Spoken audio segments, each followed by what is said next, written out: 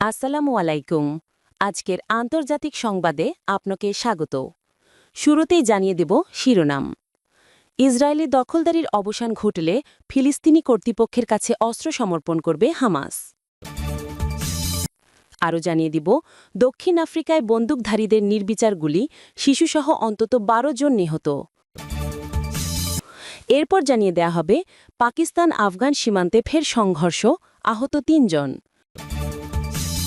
সর্বশেষ জানিয়ে দিব মিয়ানমারে বিমান হামলায় নিহত অন্তত ১৮। এতক্ষণ শুনছিলেন সংবাদ শিরোনাম, এবারে বিস্তারিত।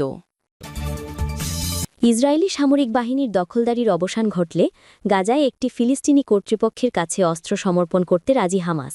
শনিবার এক বিবৃতিতে ফিলিস্তিনের স্বাধীনতাকামী সংগঠনটি একথা জানিয়েছে।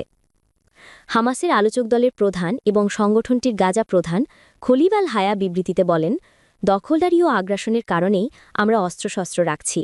দখলদারির অবসান ঘটলে এসব অস্ত্র রাষ্ট্রের হাতে তুলে দেওয়া হবে। এ বিষয়ে এএফপি এর প্রশ্নের জবাবে আল হায়া দপ্তর জানায়, রাষ্ট্র বলতে তিনি একটি সার্বভৌম এবং স্বাধীন ফিলিস্তিনি রাষ্ট্রের কথা বুঝিয়েছেন।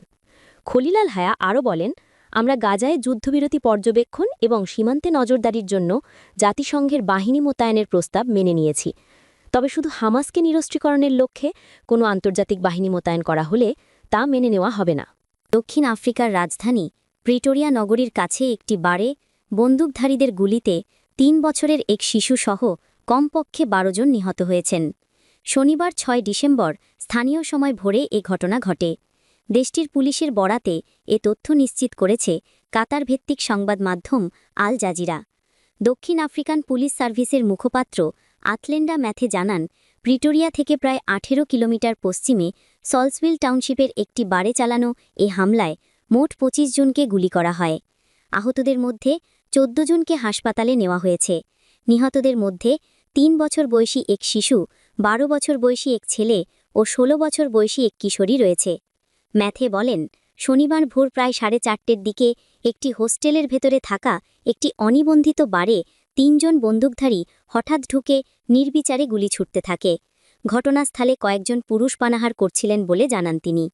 তিনি আরও জানান, এ ঘটনায় জড়িত বন্দুকধারীদের ধরতে ইতোমধ্যে ব্যাপক অভিযান শুরু হয়েছে।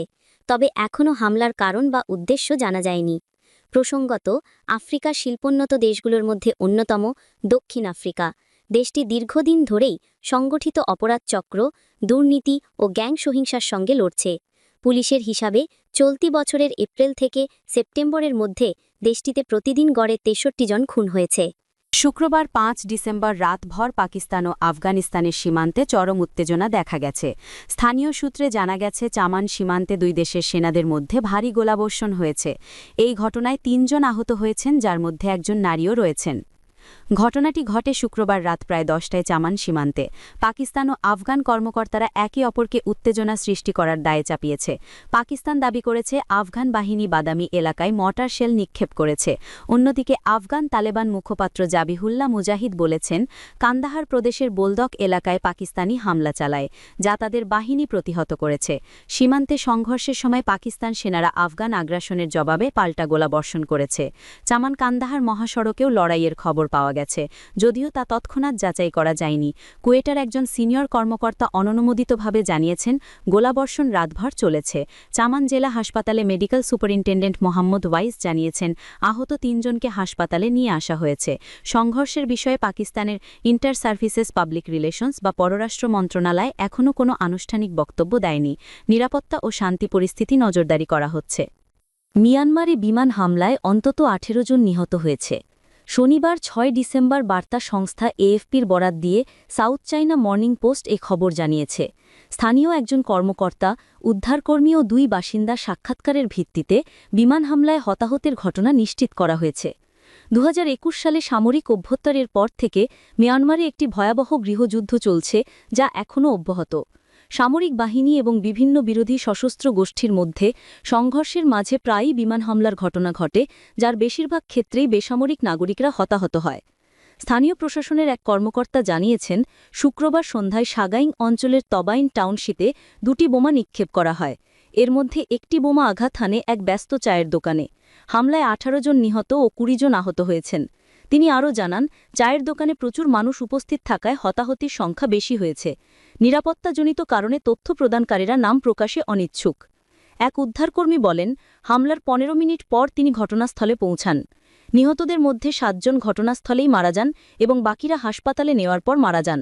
তিনি বলেন, হামলায় চায়ের দোকান এবং আশেপাশের অন্তত 1 ডজন বাড়ি সম্পূর্ণরূপে ধ্বংস হয়ে গেছে।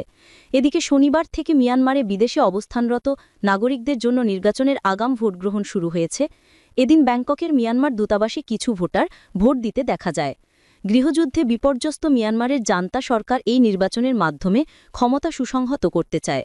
চলতি মাসের শেষে কয়েক ধাপে এই নির্বাচন অনুষ্ঠিত হবে।